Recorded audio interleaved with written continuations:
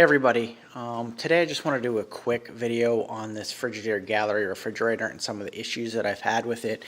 It's a model that was probably manufactured about 2015. I'll show you the quick model number. Hopefully you guys can kind of see that a little bit. Anyway, I've had a bunch of problems with this refrigerator. I am not going to tell you how to fix them. I'm just going to tell you what I did, and then you can go online and look for some tutorials out there. I just figured, why recreate the wheel when there's so many good videos out there, and those are the ones that I use. So anyway, what I noticed was that my refrigerator was not staying cool. These numbers here were off, even though they were set. If you notice right now, even I have a separate thermometer in there, even though it says it's 37 degrees. As you can tell, it is clearly not 37 degrees. And I noticed that this was a problem. So some of the things that I found is that the ice maker also was freezing up. If you notice in the back of the freezer, it's right here. It's totally frozen up again. This is having already taken this whole thing apart.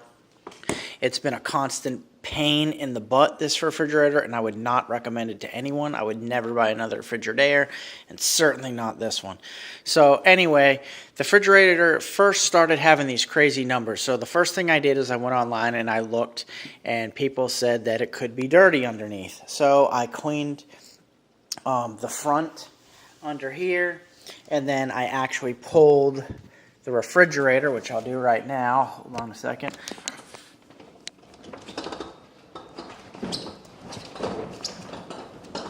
Out from the wall, and I took off the cardboard under here and I cleaned under there, and it was pretty dirty, so I thought maybe that would help. Well, that did not help. The thing that I then noticed is on the back of the refrigerator back here, there was a massive rust spot right behind the ice maker, and it was almost a hole. So I went online and I looked, and people had a lot of complaints regarding this, and what they said to do was that you needed to call, I guess there was a defect when they manufactured these things, or a bad design or something like that, and it ended up being that the coolant coil was too close to the exterior and it would freeze up, causing condensation, rust, and to eventually create a hole. So what I did is I went a step further, and some of the fixes were, you know, they would send you out, or they would send out a piece of this small cell foam, and they would cover the back of the refrigerator with the foam. So I called, and pretty much they gave me the runaround, said they weren't going to do anything. They wanted me to call a service guy, charge me $100 is what they said, for them to tell me there was a rust spot in the back of the refrigerator, which I already knew. So I said, screw that, I can figure out what small cell foam is, and I read all the instructions, and I kind of figured out what to do. Now, sorry, this looks a little sloppy now. It was really neat. However, I've had to take this off a number of times to still defrost, so it is just a Band-Aid. It is not a fix. What I ended up doing to fix the hole that started to form was I sanded off the rust behind here.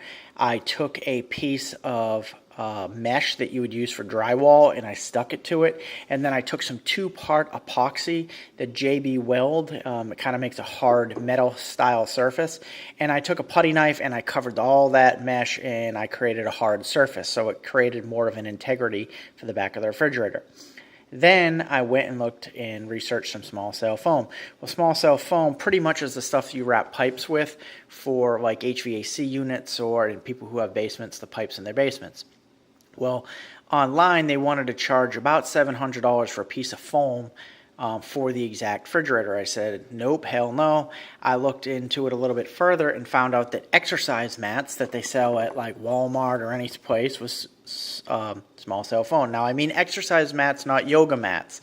So it was about 1/2 to 3/4 an inch thick. So what I did is took the exercise mat, cut it in half, and I followed the directions kind of like it said. I adhered some of the glue like they said. I put the mat on there, and then I actually used some duct tape just to kind of make a better seal. Again, I've had to remove it a few times, so that's why there's a lot more duct tape than I originally used. So I did that, and that seemed to help a little bit, but still didn't solve the problem. So let me put the fridge back in, and go one step further. So again, everything still wasn't working.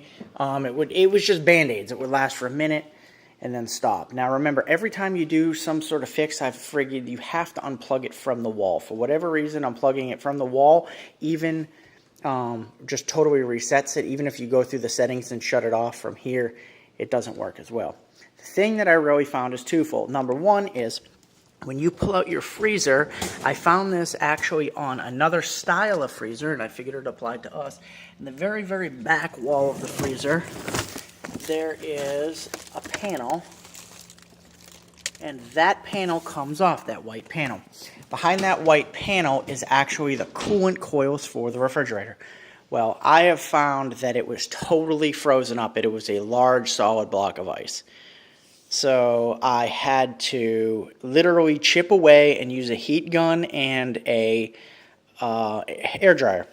The reason I say use a hair dryer and heat gun combination is that I noticed the heat gun can get too hot, and be very careful because it can melt the plastic. So I melted all that out. That really helped. One last thing that I found out, again, this is just going through hours of different videos, is in the very, very back of the refrigerator. If you pull all the drawers out, so you pull this drawer, and the glass out, there's a piece of plastic. And there's a piece of plastic, if you can see down right here, that piece of plastic, that removes really easily. There's no screws, nothing. It's probably one of the easiest things to do. There's two vents on either side of that piece of plastic. Both of those vents were frozen solid with ice. So I had to chip away and defrost that. As soon as I did that, it seems like some of the cool air from the bottom of the freezer was able to come up and was able to circulate through the freezer. Now, like I said, I did this a few weeks ago, and as you can see, it's already started to freeze up. Again, I think these are just Band-Aid fixes. I think it's a terrible model. However, I did not find one video online that addressed all these issues. It was just like the ice maker doesn't work, or I'm not getting circulatory cooling, or there's a huge rust spot on the back of my refrigerator. So try all those different things. It's kind of a pain. It takes a long time. It is not difficult. You need a socket set, which is very easy, and a screwdriver. That's pretty much it. If you need to go out and buy that small cell foam, you can get that at, you know, any sports store or Walmart or anything like that for, you know, 10, 20 bucks. And that's pretty much all you need. So it's really not an expensive fix. I mean, obviously, unless you have to get a new refrigerator. But overall, this refrigerator really sucks. I would never recommend it. It looks nice. When it works good. It does not work long. It is seriously flawed. However, like I said, definitely check your ice maker. That's probably the hardest thing to remove, but it's not hard. There's some good videos out there.